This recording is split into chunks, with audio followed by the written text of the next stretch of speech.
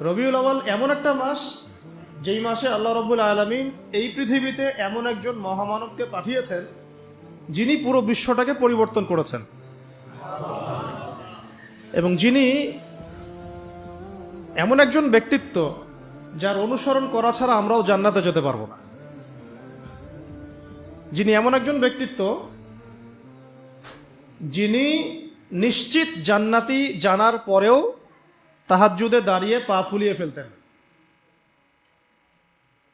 যাকে আল্লাহ রাব্বুল আলামিন দোয়া কবুল হবে সার্টিফিকেট দিয়েছেন, তিনি সেই দোয়াটাকে স্টপ রেখেছেন। কিয়ামতের মাঠে তিনি এই দোয়াটা করবেন আমাদের জন্য। এই মাসে সেই মহামানবকে এই পৃথিবীতে পাঠানো হয়েছে। আবার এই মাসেই আল্লাহ রাব্বুল আলামিন তাকে তার কাছে নিয়ে নিয়েছেন। কিন্তু আমাদের মুসলিম যুবক যুবতী, তরুণ তরুণী, কিশোর কিশোরী, আবাল বৃদ্ধের বেশিরভাগ, আমি চ্যালেঞ্জ করলাম 80 to 90% বলতে পারবে না আজকে এই মাসের কত তারিখ। যুব সমাজকে জিজ্ঞাসা করে দেখেন, একটা জরিপ করে দেখেন, ওরা গুগল ঘাটবে, দেখি তো কয় তারিখ। তো যাই হোক, আমি কাউকে আঘাত করতে চাচ্ছি না, আমি আপনাদেরকে বোঝাতে চাচ্ছি যে আমরা সাংস্কৃতিকভাবে এখন পরাজিত। কথা বুঝতে পারছেন? আচ্ছা, অথচ আমাদের যে রিজিক, হায়াত, এই সব কিছু কিন্তু আরবি মাস কেন্দ্রিক আল্লাহ পাক নাজিল করে। চাঁদের 1 তারিখ যখন রমাজানের প্রথম চাঁদ ওঠে, আমরা কি জানুয়ারি ফেব্রুয়ারি হিসাব করে রোজা রাখি, নাকি শাবান রমাদান হিসাব করে রোজা রাখি? হজ যখন করি আমরা কি ফেব্রুয়ারি মার্চ এগুলো হিসাব করি, না জুল হিজ্জা জুল কদা এগুলো হিসাব করি? যাই হোক, তো দেখেন, যখন একটা জাতি মানসিকভাবে পরাজিত, ওই জাতিকে দিয়ে আপনি বিশ্ব শাসন করাতে পারবেন না। আর আমাদের মূল গন্তব্য হচ্ছে বিশ্ব শাসন করব ইনশাআল্লাহ। এটা তো হবে, হবে কি না? হয়তো আমরা থাকবো না, আমাদের ইমান, আমল, আখলাক, মুআমালাত, জামা, ইমারা, এগুলোর যে অবস্থা, তাতে এটা দিয়ে বিশ্ব শাসন এটা পসিবল না। এটা মাথায় ঢুকায় না নাকি? যত বড় বড় লেকচারই দেখ, পসিবল না, ফুল স্টপ। কখন পসিবল হবে?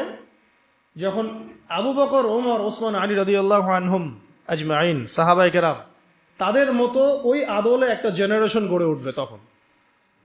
এখন কি সেরকম জেনারেশন আছে? হিসেব করে দেখবেন, একটা সমাজের মধ্যে 80% মানুষ নামাজ পড়ে না। আমি চ্যালেঞ্জ করলাম।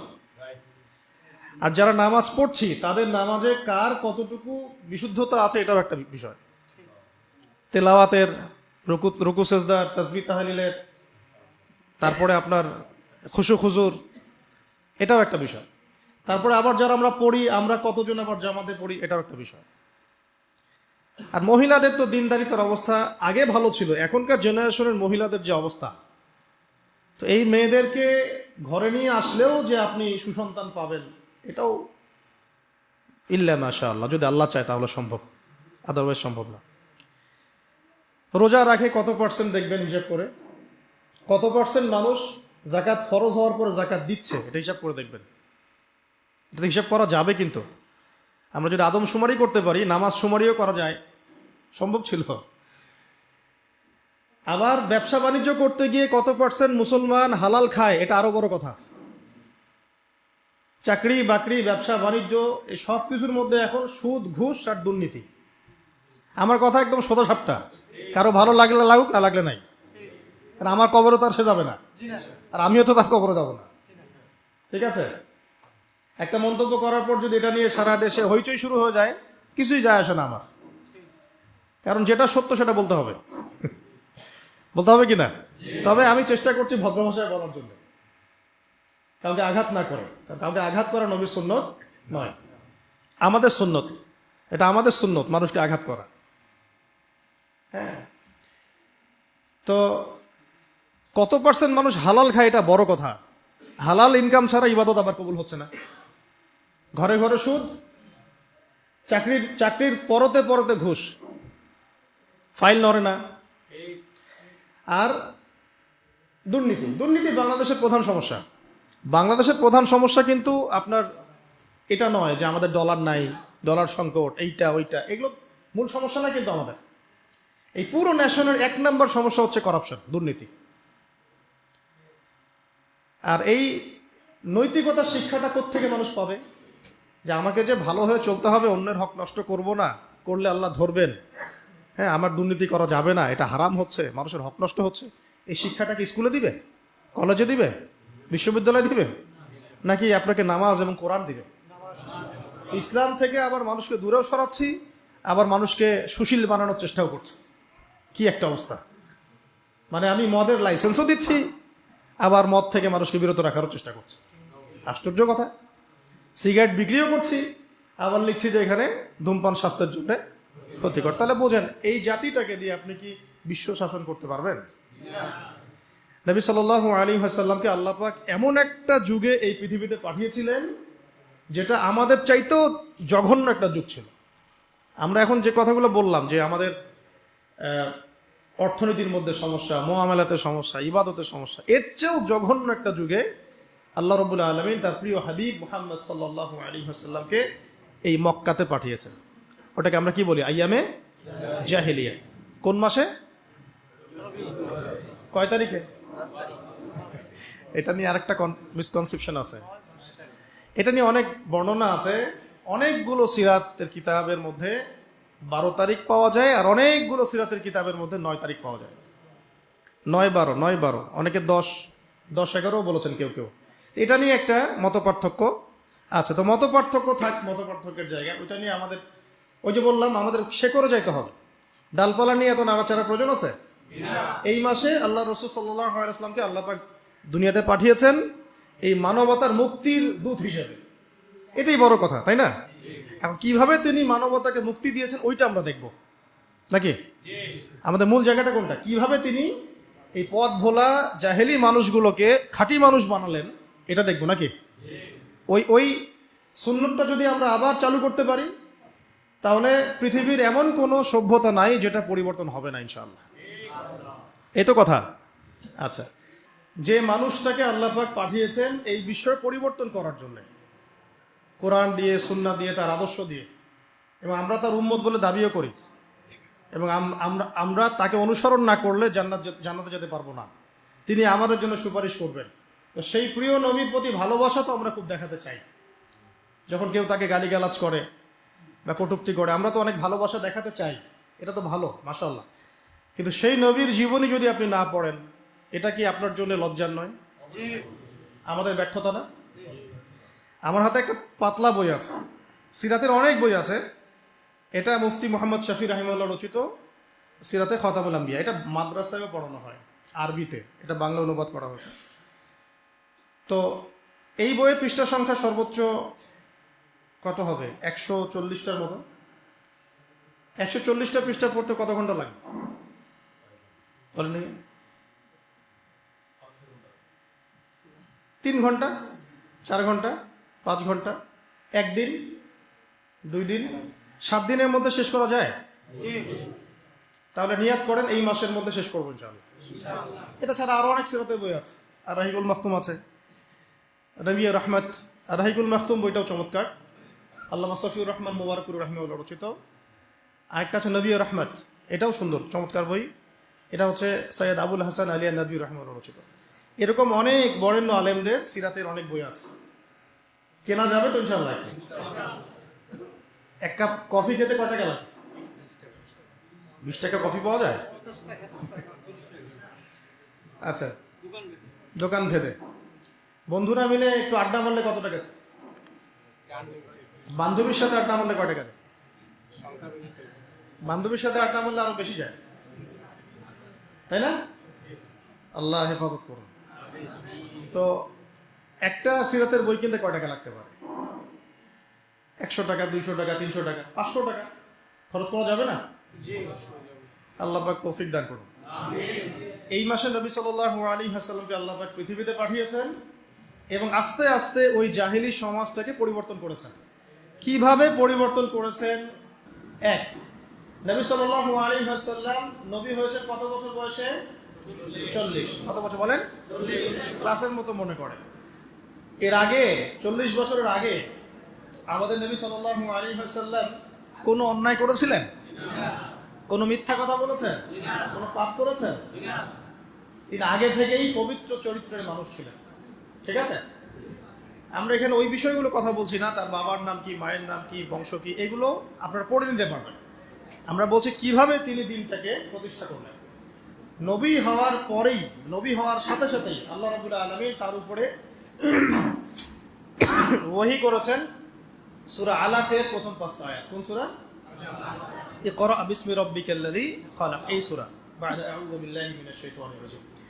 এখানে আল্লাহ পাক তাকে পড়তে বলেছেন। কি বলেছেন? পড়তে বলেছেন। কিন্তু আমাদের নবী সাল্লাল্লাহু আলাইহি ওয়াসাল্লাম কিন্তু পড়তে জানতেন না, লিখতে জানতেন না, পড়তে জানতেন না। আল্লাহ পাক তাকে এভাবে কোনো স্কুল, কলেজ, মাদ্রাসা এভাবে তিনি পড়াশোনা করে আসেন নাই। আল্লাহ পাক তাকে জ্ঞান শিক্ষা দিয়েছেন। আল্লাহ পারেন কি না? তার মানে এখন দিনের জন্য আমরা যাই করতে চাই না কেন, প্রথম কাজ কি বলেন? ব্যাস, পেলেন তো? প্রথমে নবী সাল্লাল্লাহু আলাইহি ওয়াসাল্লাম প্রথম যে ওহীটা পেয়েছেন সেটা হলো ইকরা, পড়ুন। কি পড়বেন? বিসমি রাব্বিকাল্লাযী খালাক, আপনার সেই রবের নামে যিনি আপনাকে সৃষ্টি করেছেন। মানে যে জ্ঞান আপনাকে আল্লাহর কাছে নিয়ে যাবে ওই জ্ঞান আপনি শিখবেন, তাই তো? আর যে জ্ঞান আপনাকে আল্লাহ থেকে দূরে সরায় ওই জ্ঞান শিখবেন? আমরা এখন বেশিরভাগ ক্ষেত্রে ওই জ্ঞানই শিখছি যে জ্ঞান আমাদেরকে আল্লাহ থেকে দূরে সরাচ্ছে দিন দিন, তাই না? এটা কি বুঝতে পারেন কিনা? তো প্রথম কাজ আমাদের তাহলে দিন নিয়ে যেটাই করতে চাই, চলতে চাই, দিন প্রতিষ্ঠা করতে চাই, প্রথম কাজ কি ভাই? ব্যাস, আল্লাহ নবী সাল্লাল্লাহু আলাইহি ওয়াসাল্লাম ওহী পেলেন। এরপরে তিনি কাছের মানুষদেরকে দাওয়াত দেওয়া শুরু করলেন। কাদেরকে? তাহলে আমাদের সুন্নাহ কি? এখন আমাদের কাছের মানুষদেরকে দিনের দাওয়াত দেয়া। তো দিনের দাওয়াত দেওয়ার আগে আবার নিজেকে ঠিক হতে হবে, নিজেকে জ্ঞান অর্জন করে আমল করতে হবে, করে প্র্যাকটিসিং মুসলিম হতে হবে। এবার আমি আমার কাছের মানুষদেরকে দাওয়াত দিব।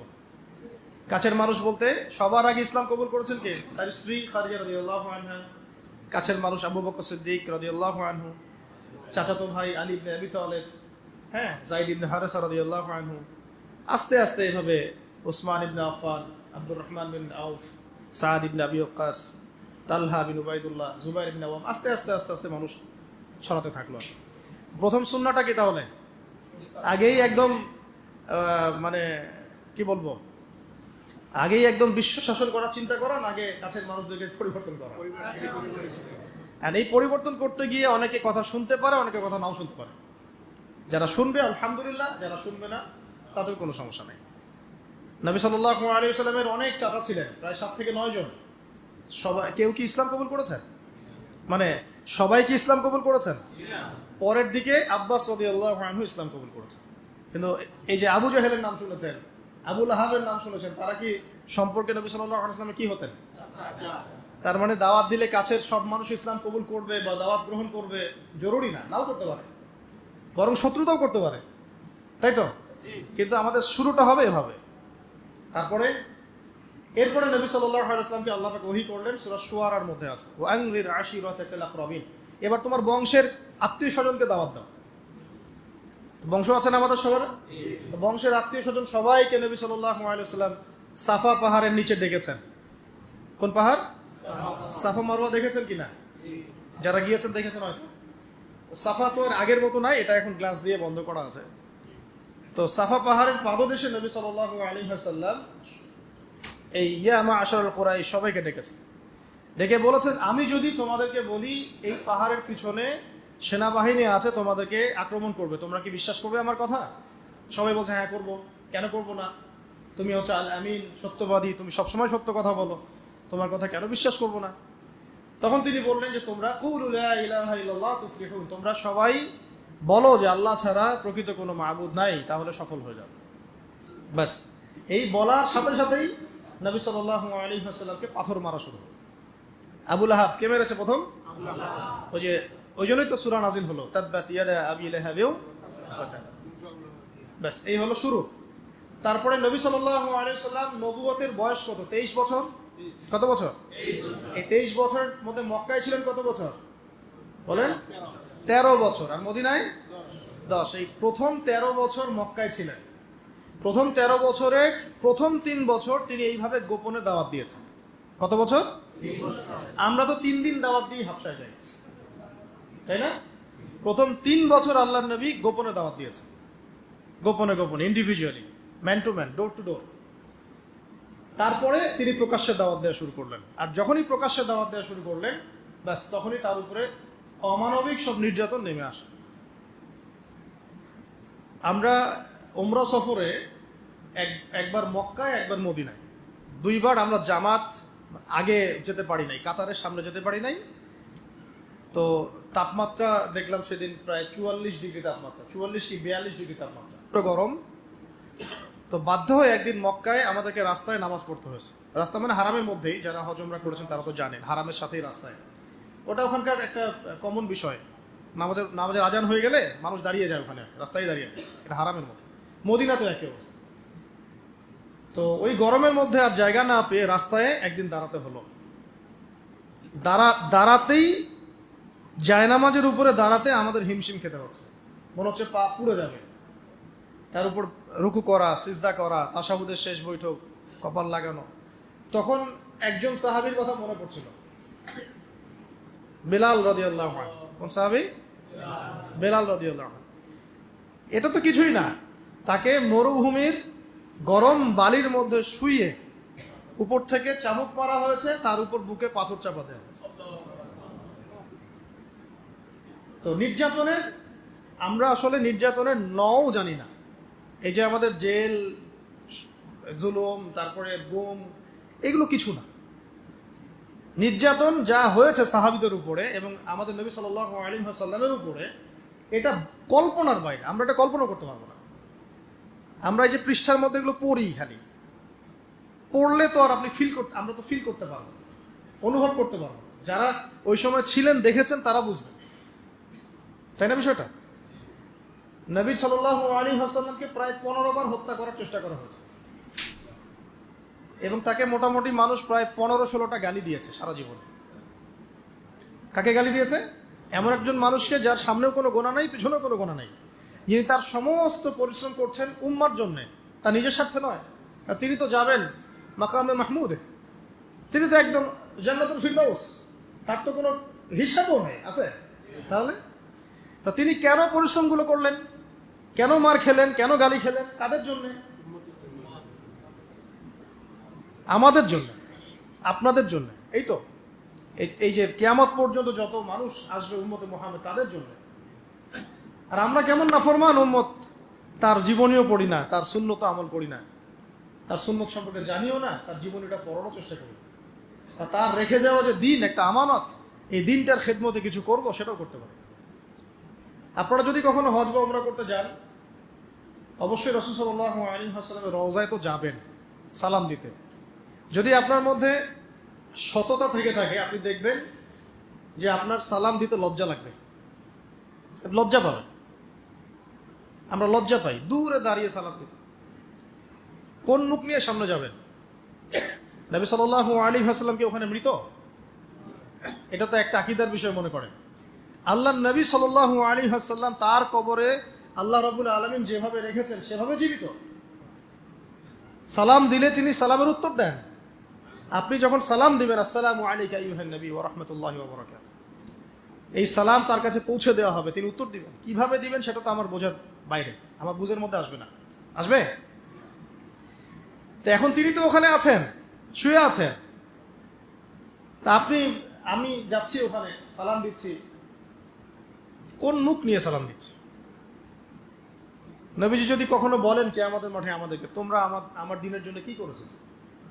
আজকে হাউজে কাউসারে পানি তো খেতে আসছো, তোমরা আমার দিনের জন্য কি করেছো? তোমরা আমার দিনের জ্ঞান কতটুকু অর্জন করেছো? দিনের জন্য কতটুকু দাওয়াতি কাজ করেছো? কতটুকু আল্লাহ রাস্তা জিহাদ করেছো? কি করেছো? আমরা কি অ্যান্সার দিব? এগুলো আমাদেরকে ফেস করতে হবে। তো আজকে থেকে 100 বছর পরেই হোক আর 1000 বছর পরেই হোক, ফেস করতে হবে কিনা? তাহলে যদি আমরা এমন কিছু করে তার সাথে সাক্ষাৎ করতে পারি যাতে তিনি আমাদেরকে নিয়ে গর্ব করেন, এটা উত্তম না? আল্লাহ পাক আমাদেরকে তার দিনের জন্য এমন কিছু করার তৌফিক দান করুন যাতে তিনি, মানে আমাদের নবী সাল্লাল্লাহু আলাইহি ওয়াসাল্লাম এবং তার রব আল্লাহ রাব্বুল আলামিন আমাদেরকে নিয়ে গর্ব করতে পারেন। অন্যথায় আমরা এই মুখ কাকে দেখাবো? তো সাহাবীরা এই বিষয়টা বুঝেছিলেন বলেই এত চরম জুলুম নির্যাতন সহ্য করেছেন হাসি মুখে।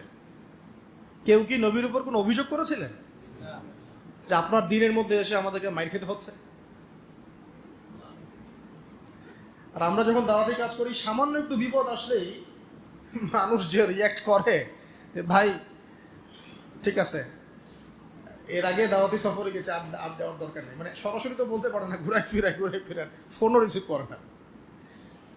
হ্যাঁ, কেউ যদি আল্লাহ রাস্তায় দাওয়াতের কাজ, দিন প্রতিষ্ঠার কাজ করতে যায়, তার উপর বিপদ আপদ আসে, বিপদ আপদ আসার আগ পর্যন্ত পিছনে থাকে, বিপদ আপদ আসলে আর পিছনে কাউকে পাওয়া যায় না। এমন অনেক ওলামায়ে কেরাম বলেছেন যে আমরা জেলখানায় ছিলাম, আমাদেরকে দেখতে পানি পর্যন্ত দিতে যায় নাই, অথচ যখন আমরা বয়ান করতাম আমাদের বয়ানের সাথে সাথে বলতো ঠিক। কথা বুঝতে পারছেন? বাংলাদেশের অবস্থা। এই জন্যই বললাম যে এই জিনিসগুলো যদি সংশোধিত না হয়, বৃহৎ পরিসরে দিনের বিজয়টা সম্ভব না। কি স্বার্থে সাহাবীরা এই ত্যাগটা স্বীকার করেছেন? জান্নাতের স্বার্থে। আমরা নবী সাল্লাল্লাহু আলাইহি ওয়াসাল্লামের সাথে আছি কেন? আল্লাহর জন্য। আল্লাহর জন্য তাকে মহব্বত করি, আল্লাহর জন্য তার সাথে আছে। এবং অবর্ণনীয় নির্যাতন, মানে নির্যাতনের কথাগুলো বললে এখানেই আর কি অনেক সময় চলে যাবে। কোনো সাহাবীর চামড়া পুড়িয়ে দেওয়া হয়েছে, কোনো সাহাবীর জ্বলন্ত আগুনের মধ্যে শুইয়ে দেওয়া হয়েছে, কোনো সাহাবীকে পৈতৃক সম্পত্তি থেকে বঞ্চিত করা হয়েছে, কোনো সাহাবীকে ঘরের মধ্যে বন্দি করে রাখা হয়েছে, কোনো সাহাবীকে শূলদণ্ড দিয়ে হত্যা করা হয়েছে। একজন মহিলা সাহাবীকে, মহিলাদের যে লজ্জাস্থান, এখানে বর্ষা ছিলেন, বর্ষা, চোখা বর্ষা, এই বর্ষা নিক্ষেপ করে হত্যা করা হয়েছে। সে সাহাবীর নাম সুমাইয়া রাদিয়াল্লাহু আনহা। সুমাইয়া রাদিয়াল্লাহু আনহা। তো তাদের স্যাক্রিফাইসের সামনে আমাদের স্যাক্রিফাইসের কোনো দাম আছে? এই নির্যাতন চলতে থাকলো প্রায় ধরেন 6 থেকে 7 বছর। কত বছর? অমানবিক নির্যাতন। এর মধ্যে আরো 3 বছর তাদেরকে সমাজ থেকে বয়কট করে দেওয়া হলো। সমাজের কেউ তাদের সাথে মিশবে না, কথা বলবে না, ব্যবসা করবে না, বিয়ে শাদী করবে না, কিছুই করবে না। মনে করেন আপনাদের এই কয়েকজন মানুষকে যদি সমাজ থেকে বয়কট করে দেওয়া হয়, বাড়িঘর থেকে সব উচ্ছেদ করে দেওয়া হচ্ছে, তাহলে এখন কি করবেন? কিভাবে চলবেন? খাবেন কি? কোথায় থাকবেন? 3 দিনে আমরা অস্থির হয়ে যাব। 3 দিনে হবে না? 3 দিন কেন, 3 ঘন্টায় অস্থির হয়ে যাব। আর তাদেরকে এইভাবে বয়কট করে রাখা হয়েছে 3 বছর। কত বছর? এই 3 বছর তারা ছিলেন শিয়ারে আবু তালেব। চাচা আবু তালেবের পাহাড় ছিল, ওই পাহাড়ের পাদদেশে তারা থাকতেন। এত ফ্লেক্সিবল ছিল না লাইফটা। তাঁবুর নিচে থাকতেন। ওই সময় তারা ব্যক্তিত্বের পরিচয় দিয়েছেন। কেউ কেউ খাবার দিয়ে যেত, উট চালিয়ে দিত যে উটটা খাবার নিয়ে যাক। হামজা রাদিয়াল্লাহু আনহু বলতেন, এরকম অনুদানের খাবারের আমাদের দরকার নাই, খাবার খাই না, আল্লাহ যখন আমাদের ব্যবস্থা করবেন তখন আমরা। এই সময় কোনো কোনো ক্ষেত্রে এমন হয়েছে যে তারা গাছের ছাল পাতাও খেয়েছেন। গাছের ছাল আছে না, ছাল পাতাও খেয়েছেন। ওই সময় অনেক সাহাবী গর্ভবতী ছিলেন, সন্তান প্রসব হয়েছে, বাচ্চাকে দুধ দিতে পারছিলেন না। আপনারা কি অনুভব করতে পারছেন সিচুয়েশনটা কেমন ছিল? আমিও আসলে ব্যাখ্যা করতে পারছি না। তো এই অবস্থা ছিল 3 বছর। এরপরে আল্লাহ রাব্বুল আলামিনের পক্ষ থেকে সাহায্য আসলো, এই বয়কটটা উঠে যায় অলৌকিকভাবে। তাদের চুক্তিনামাটা আল্লাহ পাক পোকা দিয়ে খাইয়ে দিয়েছেন। কাবার মধ্যে লটকানো ছিল এটা। এই পুরো বিষয়গুলোর পিছনে কারা ছিল? আবু জেহেল, আবু লাহাব, উতবা, শাইবা, রাবিয়া, আশনাক বিন শারিক, এরকম কিছু নেতা। তো এই নেতারা কি নবীকে দেখে নাই? নবীর কোরআন তেলাওয়াত শোনে নাই? সাহাবীদেরকে দেখে নাই? নবী সাল্লাল্লাহু আলাইহি ওয়াসাল্লাম কি তাদেরকে দাওয়াত দেন নাই? তাদের কি দুনিয়াবী সম্পত্তির অভাব ছিল? তাদের কি রাজনৈতিক ক্ষমতার অভাব ছিল? নবীজি উল্টা বলেছিলেন, আপনারা যদি ইসলাম কবুল করেন, শুধু আরব না, পুরো বিশ্বের শাসনকর্তা হবেন, শাসনভার পাবেন। আর পরবর্তীতে ইসলাম সারা বিশ্বে ছড়িয়ে পড়েছিল না? যে ওমর রাদিয়াল্লাহু আনহু প্রথম দিকে এক পর্যায়ে নবী সাল্লাল্লাহু আলাইহি ওয়াসাল্লামের বিরুদ্ধে চলে গিয়েছিলেন, তাই না? একটা বর্ণনা আছে না যে তাকে হত্যা করার জন্য খোলা তরবারি হাতে গিয়েছিলেন। ওই ওমর রাদিয়াল্লাহু আনহু যখন ইসলাম কবুল করলেন, আল্লাহ পাক তাকে খলিফা বানিয়ে দেন নাই? এটা নবীজি বুঝাচ্ছিলেন, আপনারা যদি ইসলাম গ্রহণ করেন, এ আমার চাচারা শুধু আরবের না, আজমের রাজত্ব পাবেন। শুধু লা ইলাহা ইল্লাল্লাহ সাক্ষী দেন, ব্যাস। তারা এটা কেন করলো না? কারণ এটা করলেই তাদের দুনিয়াবি স্বার্থ নষ্ট হয়ে যাবে, তাদের এই মূর্তি কেন্দ্রিক ব্যবসা, তাদের পলিটিক্যাল ক্ষমতা, নবীর আনুগত্য করতে হবে। হ্যাঁ, তখন সবাই ধনী গরিব সমান হয়ে যাবে, মানুষের মানুষের কোনো ভেদাভেদ থাকবে না, ঠিক আছে? ওদের মন গড়া অর্থনীতি চলবে না, ওদের মন গড়া সংস্কৃতি চলবে না। এক কথায় কোরআন এবং সুন্নাহর সামনে আত্মসমর্পণ করতে হবে, ব্যাস। এই কারণেই তো তারা করলো না। এখনো সারা বিশ্বে যারা করছে না, এইগুলো কারণ না? এছাড়া কোনো কারণ আছে? এইগুলোই কারণ। বুঝবেন, সিরাত শুধু পড়বেন না, সিরাতটাকে এই বর্তমান প্রেক্ষাপটের সাথে মেলাবেন। এখন সিরাত থেকে কিভাবে শিক্ষা নিতে হবে, এখন সিরাত থেকে আমরা কোন শিক্ষাটা নেব, কিভাবে নেব? এখন তো সেই উটের যুগ নাই, এখন আপনি এয়ারক্রাফটে চলছেন, ঠিক আছে? এখন তো সেই আপনার ঘোড়ায় আপনি চড়ছেন না, আপনি বাস ট্র্যাকে চড়ছেন, ইত্যাদি কারে চড়ছেন। কিন্তু দেখবেন পলিসিগুলো কিন্তু চেঞ্জ হয় না। প্রযুক্তি পরিবর্তন হয়েছে, কিন্তু নীতি নৈতিকতা, পলিসিগুলো কিন্তু চেঞ্জ হয় না। একই বিষয় ঘুরে ঘুরে আসবে, কিন্তু শুধু প্রযুক্তিগত পার্থক্য আর কিছু না।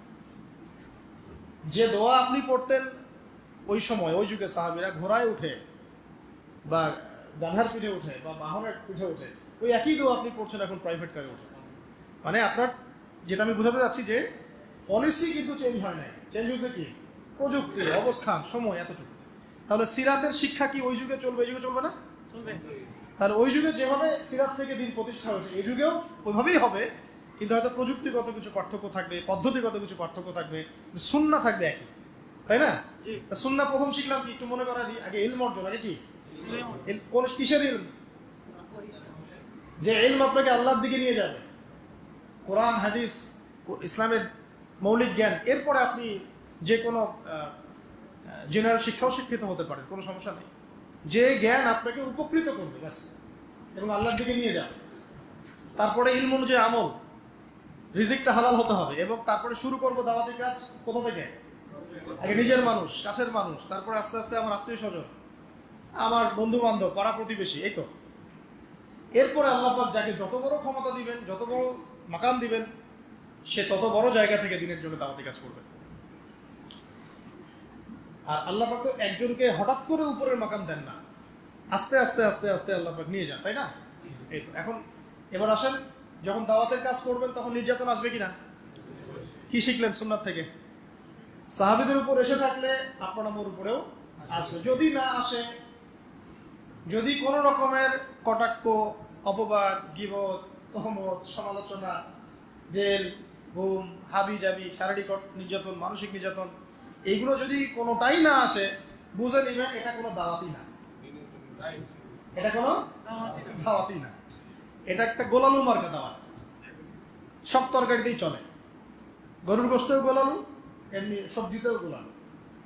ওটা এমন দাওয়াত যে দাওয়াতটা সুরসুরি মার্কা দাওয়াত।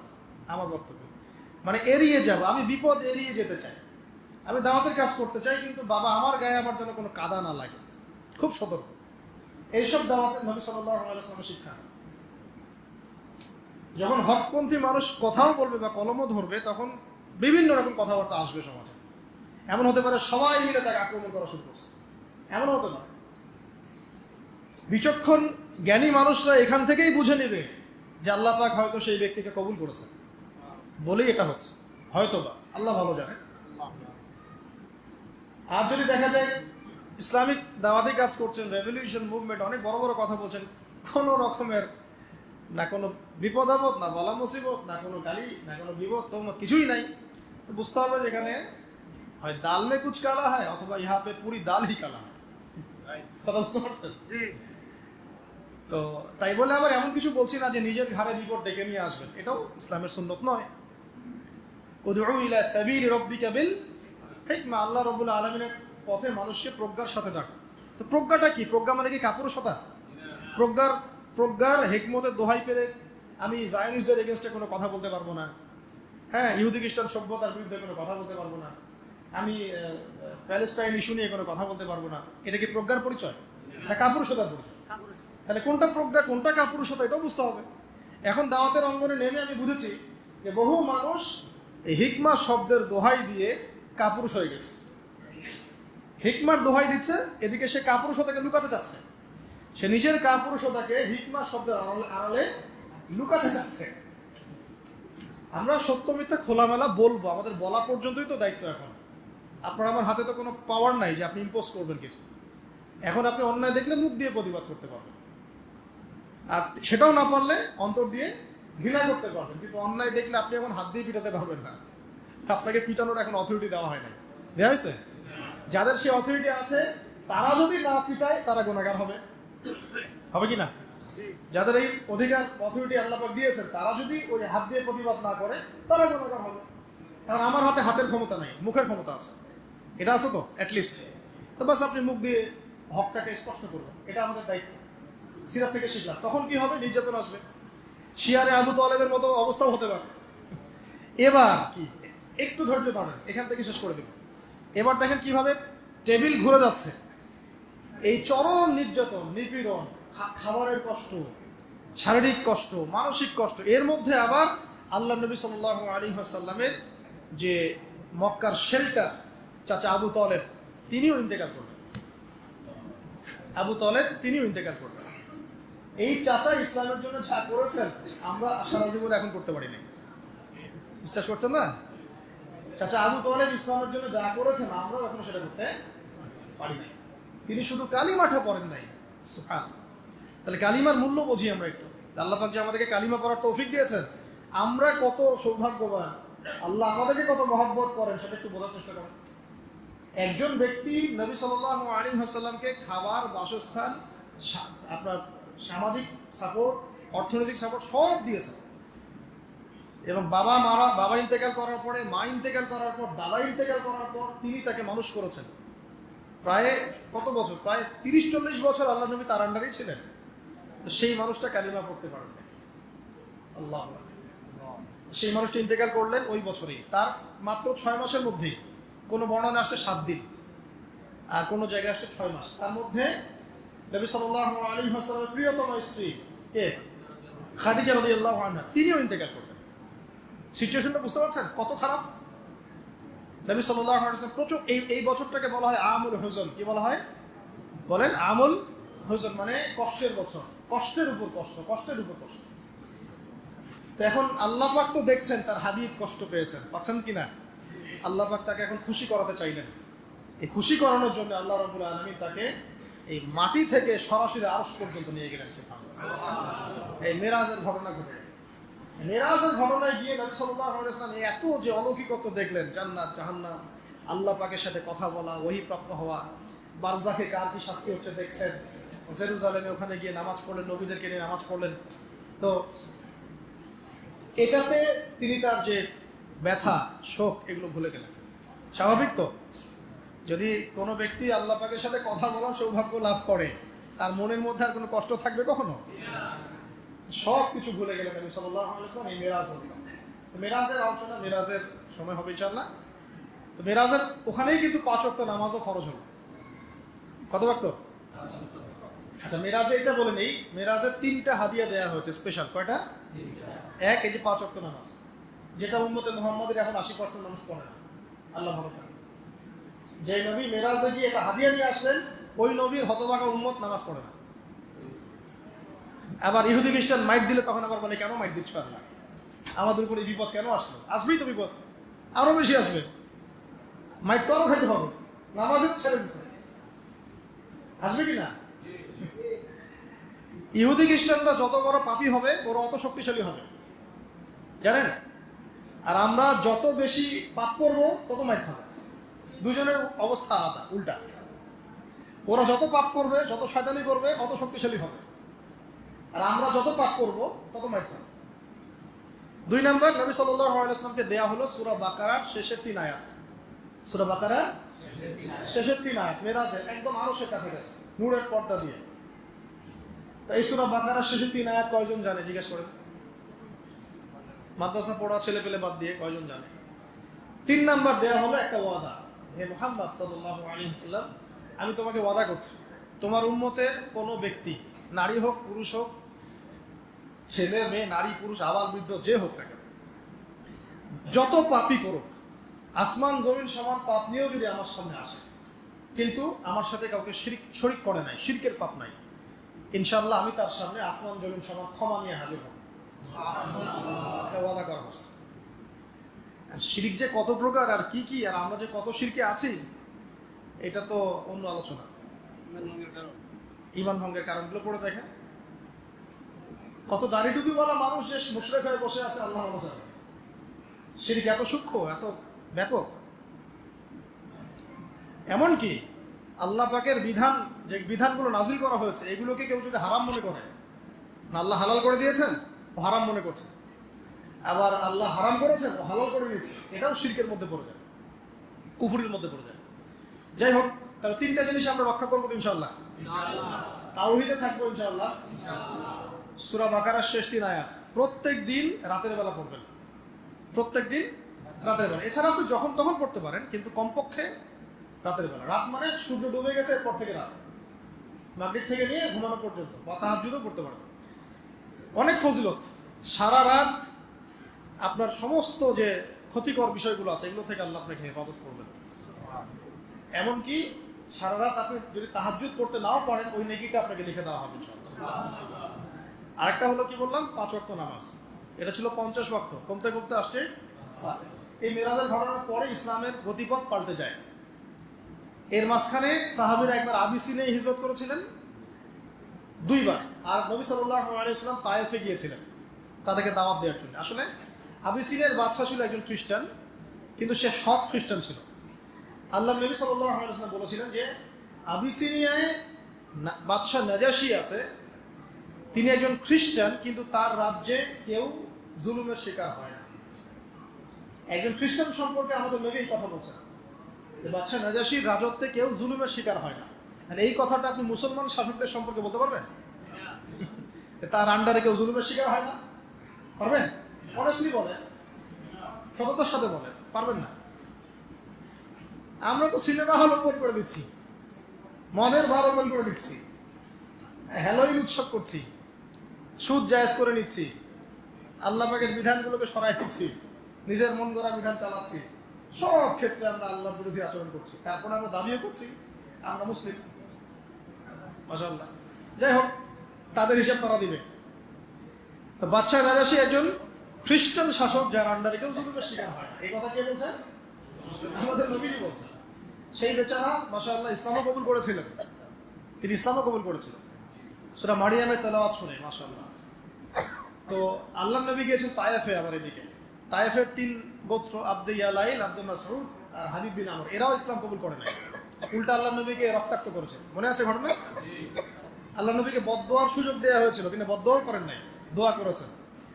এরপরে নবী সাল্লাল্লাহু আলাইহি ওয়াসাল্লাম মক্কায় ঢুকে, হজের মৌসুম তখন চলছে। এবার বুঝেন কি হলো। এইবার আল্লাহ পাক পুরো এই গতিপথ পরিবর্তন করলেন। ওই যে দূরে মদিনা, প্রায় 400-500 কিলোমিটার দূরে, ওখান থেকে 6 জন যুবক, কয়জন? 6 জন যুবক এই মক্কায় আসলো। এই যুবকদের ব্যাপারে একটু বলি। এই যুবকরা শুনেছিলেন যে শেষ জামানায় একজন নবী আসবে। কে আসবে? কার কাছ থেকে শুনেছেন? ইহুদিদের কাছ থেকে। ইহুদিদের তাওরাত, জাবুর, এগুলোর মধ্যে লেখা আছে শেষ জামানায় একজন নবী আসবে এই বংশ থেকে, তার নাম হচ্ছে আহমদ। কি নাম? আহমদ। আচ্ছা, এটা কারা শুনেছেন? এই 6 জন যুবক, আওস এবং খাজরাজ গোত্রের 6 জন যুবক। আসআদ বিন জুরারা তাদের নেতা ছিলেন। তারা এসে যখন হজ করতে আসছে, তখন কিন্তু একটা হজ ছিল বিকৃত। ওই হজের মৌসুমে আল্লাহ নবী তাদেরকে দাওয়াত দিলেন। তারা সাথে সাথে ইসলাম কবুল করলেন, দেরি করলেন। তারা শুনেছিলেন যে একজন নবী আসবেন। আপনি কি সেই নবী? হ্যাঁ, আমি সেই নবী। তিনি কোরআন শোনালেন। আর কোরআন যে ব্যক্তি মন থেকে শুনবে, বুঝবে, সে তো বুঝবে এটা আল্লাহর পক্ষ থেকে আসছে, এটা মানুষের রচনা হতে পারে না। এই 6 জন সৌভাগ্যবান মদিনা থেকে এসে ইসলাম কবুল করে গেলেন। মদিনার তখনকার নাম ছিল ইয়াসরিব। কি নাম ছিল? ইয়াসরিব। ব্যাস, এই যে ঘুরছে এবার গতিপথ। মক্কার গন্ডি পেরিয়ে এখন ইসলাম আবিসিনিয়ায় চলে গেছে, তায়েফে চলে গেছে, মদিনা যাচ্ছে। দাওয়াতের বিষয়গুলো বুঝতে পারছেন কিভাবে আগাবে? এভাবেই আল্লাহ পাক আগিয়ে নেবেন ইনশাআল্লাহ। বাংলাদেশ কিছু না, আরো অন্যান্য বহু দেশে চলে যাবে। এখানেই ইসলাম কায়েম হতে হবে, নট নেসেসারি। আল্লাহ চাইলে অস্ট্রেলিয়ায় কায়েম করতে পারে, আল্লাহ চাইলে মালয়েশিয়ায় কায়েম করতে পারে, পারে কি? হ্যাঁ, কোনটা? এটা হিজরতের আগের কথা। 6 জন হিজরতের আগের কথা, এখন হিজরত হয় নাই। হিজরত হওয়ার প্রেক্ষাপট হচ্ছে এই 6 জনকে আল্লাহ নবী বললেন, তোমরা মদিনায় ফিরে যাও, এবং ওখানে গিয়ে দাওয়াতি কাজ করা। এই যে এখন দাওয়াতি ডেলিগেশন টিম চলে যাচ্ছে, দাওয়াতি কাজ করতে শুরু করলেন। পরের বছর তারা আবার আসছে, এবার 12 জনকে নিয়ে আসছে। কয়জনকে নিয়ে? 12 জনকে। এই 12 জন এসে বলছেন, ইয়া রাসূলুল্লাহ সাল্লাল্লাহু আলাইহি ওয়াসাল্লাম, মদিনায় দাওয়াতের উর্বর ভূমি আছে, আপনি একজন দায়ী আমাদের সাথে পাঠিয়ে দেন। একজন দায়ী আল্লাহ, মানে যে আল্লাহর পথে মানুষকে ডাকে। আল্লাহর নবী তখন একজন দায়ী পাঠালেন। সেই দায়ীর নাম হচ্ছে মুসআব বিন উমাইর। মুসআব বিন উমাইর রাদিয়াল্লাহু আনহু, তিনি উহুদ যুদ্ধে শহীদ হয়েছিলেন। তিনি গিয়ে এবার দাওয়াতি কাজ শুরু করলেন। একটু মনোযোগ দেন প্রিয় ভাইরা, এখনই আস্তে শেষ হয়ে যাবে। তিনি গিয়ে মদিনায় ব্যাপক দাওয়াতি কাজ শুরু করলেন মাত্র 1 বছরের মধ্যে। কত বছর? 1 বছরের মধ্যে 75টা পরিবার ইসলাম কবুল করল। 75টা পরিবার কিন্তু তখন অনেক বড় বিষয়। তখন তো জনসংখ্যা এত বেশি না, এত বেশি কি বিশাল ব্যাপার। তার মানে মদিনায় আর এই 75টা পরিবারের মধ্যে মদিনার বড় বড় নেতৃস্থানীয় পরিবারও আছে, যারা একটা কথা বললে সমাজে দাম আছে। এমন লোক আছে না সমাজে? ওইরকম লোক আছে, এরকম অনেক লোক সেখানে ছিলেন। তারা এবার আসলেন আল্লাহ নবীর কাছে, এসে হাতে হাত রেখে বায়াত করলেন। এটা বায়াত কিন্তু সুন্নাহ। নবী সাল্লাল্লাহু আলাইহি ওয়াসাল্লামের হাতে হাত রেখে বায়াত করলেন। আর মহিলারা মুখে বায়াত করেছে। 6টা বায়াত, 6টা শর্ত দিয়েছেন। তোমরা আল্লাহর সাথে কাউকে শরীক করবে না, ঠিক আছে। তোমরা সন্তানদেরকে হত্যা করবে না, ঠিক আছে। তোমরা একে অপরকে মিথ্যা অপবাদ দিবে না, ঠিক আছে। চুরি করবে না, জেনা করবে না, ঠিক আছে। আমি যখন তোমাদের কাছে যাব হিজরত করে, তোমরা তোমাদের স্ত্রী সন্তানকে যেভাবে নিরাপত্তা দাও আমাকে সেভাবে নিরাপত্তা দিবে। কে বলছেন এটা? তারা বলেন ঠিক আছে। বলার পরে বলছেন, ফামা লানা ইযা ফাআলনা যালিকা ইয়া রাসূলুল্লাহ, আমরা যদি এটা করি তাহলে কি পাবো? এই কাজগুলো যদি আমরা করি কি পাবো? আমাদের কি মানে ফজিলত কি? নবীজি বলছেন আল জান্নাহ, জান্নাত। সুবহানাল্লাহ। এই সময় আয়াত নাযিল হয়েছে সূরা তাওবার এর একটা, ইন্নাল্লাহা আশতারা মিনাল মুমিনিনা আনফুসাহুম ওয়া আমওয়ালাহুম বিআন্না লাহুমুল জান্নাহ। এই আয়াতটা পড়ুন, 111 নম্বর আয়াত। তো বাস এবার যে হিজরত, আল্লাহ নবী এখন হিজরত করে চলে গেলেন মদিনায়। কারণ মক্কায় পরিবেশ ভালো না, তায়েফে ভালো না, তাই না? এখন আল্লাহ পাক বলেন মদিনায় চলে গেলাম হিজরত করতে। হিজরত করতে দিবে না, এটা নিয়ে কত সমস্যা। তাকে আটকায় রাখা হচ্ছে, হত্যা করার চেষ্টা করা হচ্ছে। তিনি সাহাবীদেরকে আগে পাঠিয়ে দিলেন, তারপরে আবু বকর রাদিয়াল্লাহু আনহুকে নিয়ে হিজরত করলেন। হিজরত করার সময় নবীজি কত বিচক্ষণ ছিলেন দেখেন।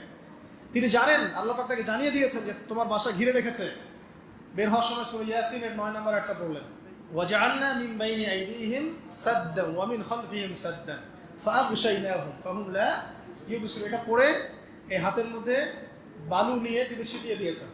ওই যারা যারা হত্যা করতে আসছে সবার চোখে পড়ে ঘুম, সারা রাত ঘুম। নবীর মুজিজা। তিনি কত বুদ্ধিমান দেখুন। আমাদের নবী শুধু তাসবিহ তাহলিল শেখাতে আমাদেরকে আসেন নাই, কত বুদ্ধিমান, কত ম্যাচিউর দেখুন। যেই রাস্তা দিয়ে মদিনা যাওয়ার সোজা রাস্তা, ওই রাস্তায় তিনি যান নাই। তিনি উল্টা দিকের রাস্তায় গিয়েছেন, যাতে ওরা বিভ্রান্ত হয়, রাস্তা ভুল করে।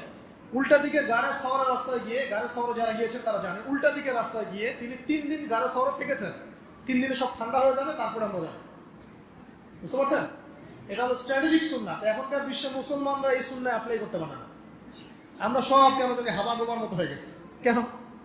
তাই না? বিষয়টা খেয়াল করে দেখেন। ওরা আমাদের উপর চতুরতা করে, চালাকি করে, আমরা হাবা গোবার।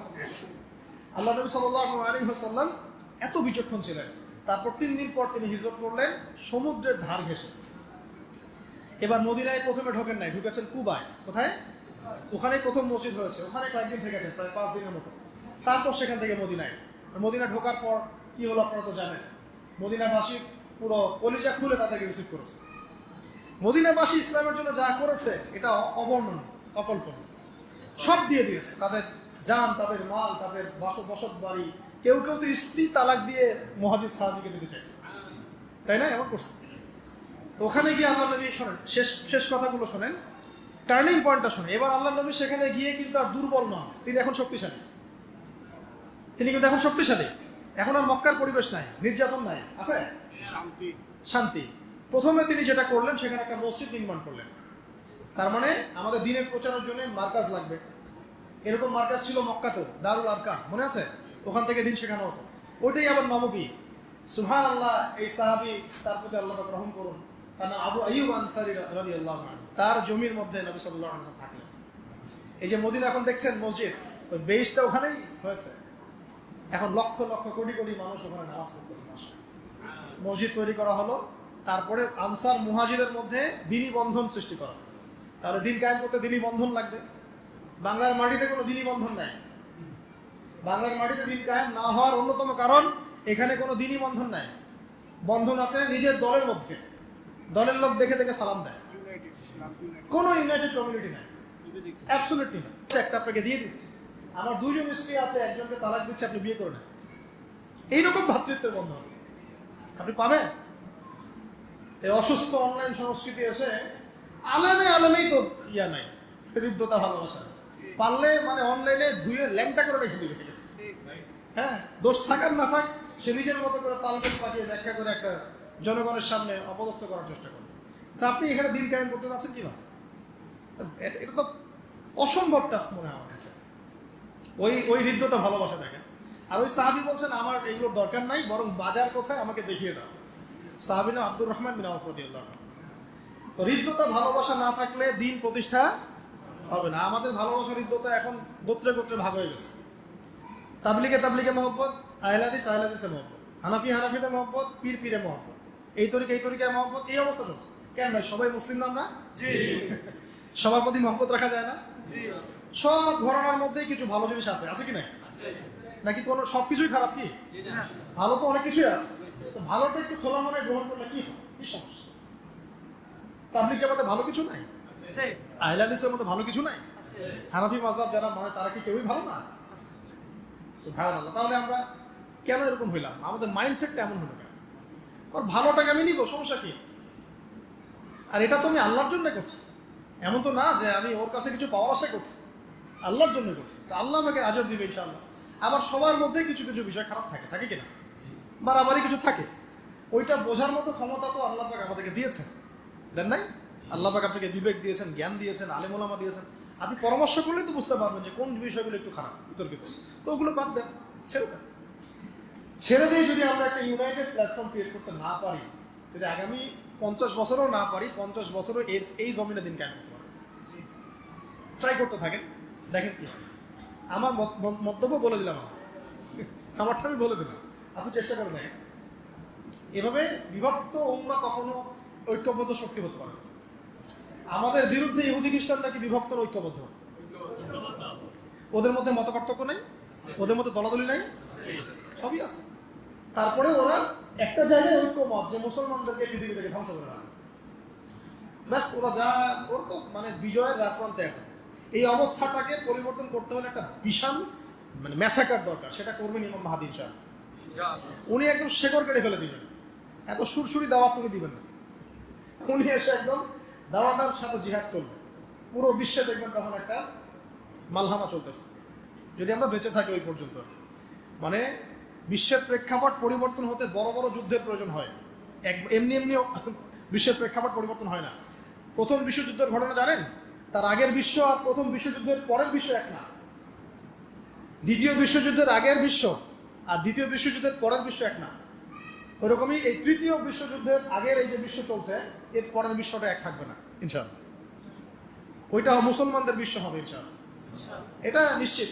আমরা অ্যাটলিস্ট হলফ করে বলতে পারি ইনশাআল্লাহ এটাই হবে ইনশাআল্লাহ। কিন্তু এখন আমাদের এই যে সিরাত থেকে শিক্ষাগুলো নিতে হবে।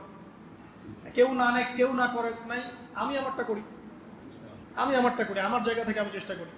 এবার হৃদ্যতার বন্ধন হয়েছে, ইহুদিরা ওখানে আছে। ইহুদিরা তো মহামত, ওদের সাথে একটা এখন সন্ধি চুক্তি হবে, মদিনা সনদ যেটা আমরা বলি। ওইখানে আবার আব্দুল্লাহ বিন উবাইয়ের অনুসারী হয়ে গেল, ওরা আবার মুনাফিক। ওখানেও কিন্তু শান্তি নাই, ওখানে আরো ভিতর অন্য শত্রু আছে। ইহুদি আছে, আবার এখানে আছে মুনাফিকরা। এইভাবে চলতে থাকলো। এবার আল্লাহ পাক যখন আয়াত নাজিল করলেন যে তোমরা এখন সশস্ত্র যুদ্ধ করতে পারো, কেতাল বা যুদ্ধের আয়াতগুলো নাজিল হলো। কোথায় নাজিল? মক্কা না মদিনায়? ওই অবস্থায় এবার সারিয়া অভিযান যুদ্ধগুলো হতে থাকলো। এই হতে বদর যুদ্ধ কিন্তু প্রথম সশস্ত্র যুদ্ধ নয়। বদর যুদ্ধের আগে অনেক সারিয়া হয়েছে। সারিয়ার গাজওয়া পার্থক্য বুঝতে হবে। সারিয়া মানে যে অভিযানগুলো সামরিক, কিন্তু সেখানে আল্লাহর নবী নিজে উপস্থিত ছিলেন না, অন্য সাহাবীকে দায়িত্ব দিয়ে পাঠিয়েছেন। আর গাজওয়া মানে যে যুদ্ধে আল্লাহর নবী নিজে উপস্থিত থেকে যুদ্ধ করেছেন, বুঝতে পারছেন? তখন প্রথম বেশ কয়েকটা সারিয়া হওয়ার পরে একটা কাফেলার ঘটনাকে কেন্দ্র করে বদরের মাঠে প্রথম গাজওয়া বদর হয়ে গেল। মুসলমানরা কিন্তু ওটা প্রস্তুতি নিয়ে যায় নাই যুদ্ধ করতে, এটা ভুল। অনেকে ভুল মনে করে। আমরা ফুল প্রিপারেশন নিয়ে যুদ্ধ করতে যাইনি কিন্তু। দুইটা ঘোড়া নিয়ে কি কেউ যুদ্ধ করতে যায়? দুইটা ঘোড়া, উট নাই, একটা উটও নাই, মাত্র দুইটা ঘোড়া, 313 জন সাহাবী তারা গিয়েছেন ওই কাফেলা, আবু সুফিয়ানের কাফেলাকে অ্যাটাক করার জন্য। কিন্তু এদিকে আবার আবু জেহেল ওদের হাজার হাজার সৈন্য নিয়ে চলে আসছে। বদরের মাঠে গেলে বুঝতে পারবো। তারপরে নবী সাল্লাল্লাহু আলাইহি ওয়াসাল্লাম তখন দোয়া করছেন আল্লাহর কাছে, আল্লাহ আজকে যদি এই 313 জন মানুষ বা 313 জন সাহাবী এই মুসলমানরা এখানে মারা যায়, তাহলে ইসলামের নাম নেওয়ার মতো আর পৃথিবীতে কেউ থাকবে না। তুমি আজকে আমাদেরকে সাহায্য করো। এই বলে কান্নাকাটি করছেন। নবী সাল্লাল্লাহু আলাইহি ওয়াসাল্লাম চাদর পরে গেছেন, আবু বকর রাদিয়াল্লাহু আনহু চাদর উঠাই দিলেন, দিয়ে বলেন, হাসবুকা ইয়া রাসূলুল্লাহ, অনেক হয়েছে আল্লাহ রাসূল, আল্লাহ আপনার দোয়া কবুল করবেন ইনশাআল্লাহ, আমরা আপনার সাথে আছি, চলেন। নবীজি পরামর্শ করছেন, আমরা কি যুদ্ধ করবো না করবো না? তখন আনসারী সাহাবীরা বলছেন, যুদ্ধ করবো না মানে আপনি যদি আমাদেরকে বলেন উত্তাল সমুদ্রে লাফ দিতে, তাও লাফ দিব ইনশাআল্লাহ। এরকম অনুসারী না হলে হয়? এরকম অনুসারী আছে কোন কোন জামাতের মধ্যে? আপনি খুঁজে দেখেন।